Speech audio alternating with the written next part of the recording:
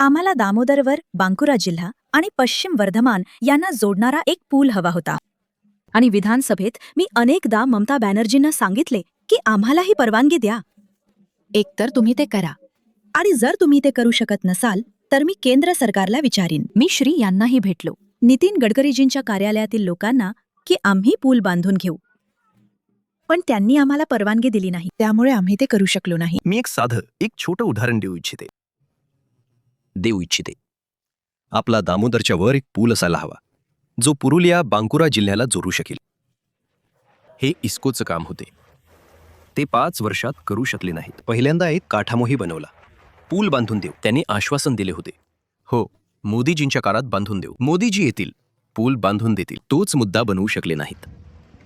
बहुतेक देशांमध्ये 5 वर्ष, जी भारतातील राज्य विधानसभेच्या कार्यकाळाएवढी आहेत, ती ह्यासारख्या नदीवर कॉन्क्रीटचा पूल बांधण्यासाठी पुरेशी आहेत. या बाबतीत मी दामोदरवर आहे, जी या बाजूला आसनसोलला आणि दुसऱ्या बाजूला बांकुराला जोडते. तर जसं मी म्हणाले, अशा नद्यांवर कॉन्क्रीटचे पूल उभारले जातात. इथे मी ज्यावर आहे तसे बांबूचे पूल बांधले जावेत, ते पुरात वाहून जावेत आणि पुन्हा बांधले जावेत, यासाठीच वेळ पुरेसा ठरला आहे. आता तुम्ही मला भाजपचे आमदार आणि टीएमसीचे आव्हान करते, या दोघांचीही मुलाखत घेताना ऐकलं. आणि तो खरं तर एक राजकीय मास्टर क्लास होता, कारण ते दोघेही इथे कॉन्क्रीटचा पूल न बांधल्याबद्दल एकमेकांना दोष देत आहेत. आम्ही सरकारला इतक्या वेळा सांगून झाले की आम्हाला एक सेतू बांधून पाहिजे. त्यासाठी आमची सेतू आणि दामोदर सेतू बंधन कमिटी सुद्धा आहे. अच्छा, हो म्हणजे ती पूर्णपणे तुमच्या संघर्षासाठीच बनलेली आहे. हो, संघर्ष तर करत आहोत. तर सर, आम्ही सगळं काही तर करत आहोत, त्यामुळे त्यासाठीच तर आम्ही हे मागत होतो. बघा, तात्पुरता असतो.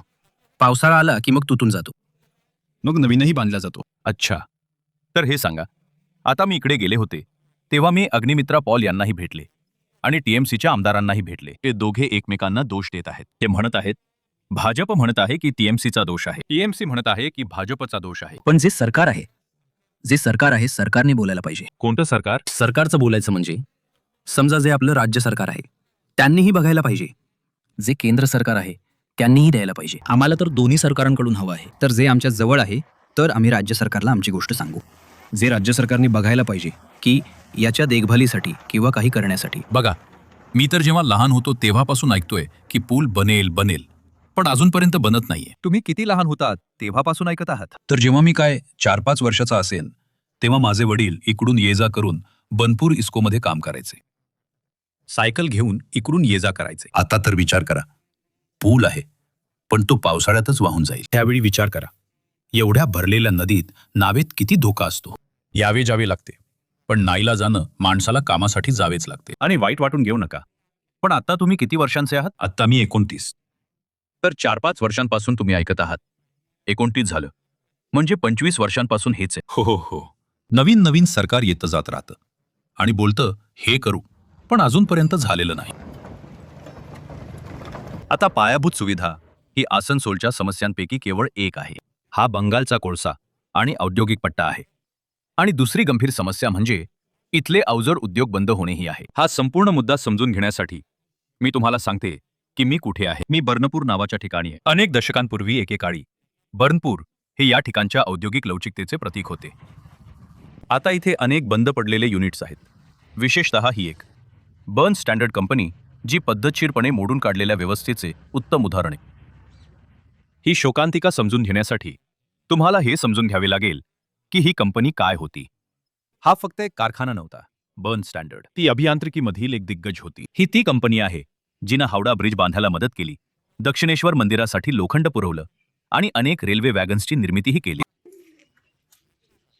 आता तिच्याकडे बघा, त्या कुलपाकडे बघा. 2018 मध्ये केंद्रीय मंत्रिमंडळानं हे बंद करण्याचा निर्णय घेतला आणि आजकाल इथे फक्त शांततेची निर्मिती होते. येथील राजकीय दोष ही अशी गोष्ट आहे ज्यावर विरोधी पक्ष आणि सत्ताधारी दोघेही वर्षानुवर्ष वाद घालत आलेत.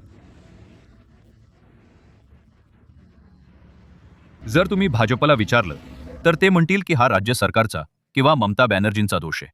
जर तुम्ही टीएमसीला विचारलं तर ते म्हणतील की अशा कंपन्या पुन्हा सुरू करणं हा केंद्राचा विशेषाधिकार आहे.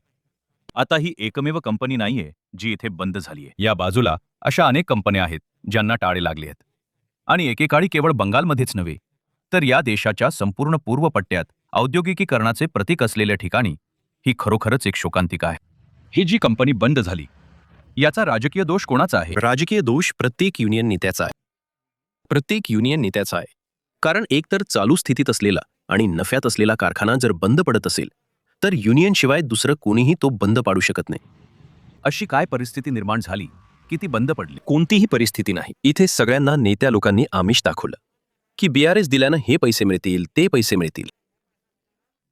इथेच कारखाना बंद झाला आणि जे लोक ठेकेदारीत काम करायचे ते लोक तर पूर्णपणे बर्बाद झाले. निवडणूक आली की तुम्हाला माहीतच आहे की खूप जण येऊन खूप काही बोलून जातात. इथे तर आता कोणताही पक्ष असो तो धर्माचं राजकारणच अधिक करू लागला आहे. अंधभक्त आता खूप जास्त आहेत. धर्माचंच राजकारण जास्त आहे. एक वेळ अशी येत होती की ज्यावेळी आमचा कारखाना खूपच वाईट परिस्थितीत होता तर त्यावेळी आमच्या इथे जे बंगालचे सरकार होते म्हणजे ममता बॅनर्जी होत्या, कदाचित त्यावेळी त्यांची कळकळ चांगली होती.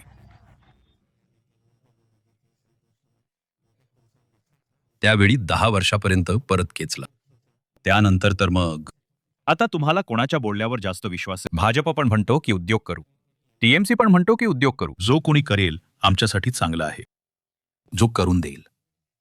पण तुम्ही दोघांचं बोलणं ऐकत असाल तर तुम्हाला काय वाटतं, कोण करू शकतं? दोघेही करत असतील तर आमच्यासाठी कोणा एकाला निवडणं अवघड आहे. या प्रदेशाची कहाणी कदाचित पक्षांच्या जाहीरनाम्यांमधून नाही तर इथल्या थांबलेल्या परिस्थितीमधून सांगितली जाते.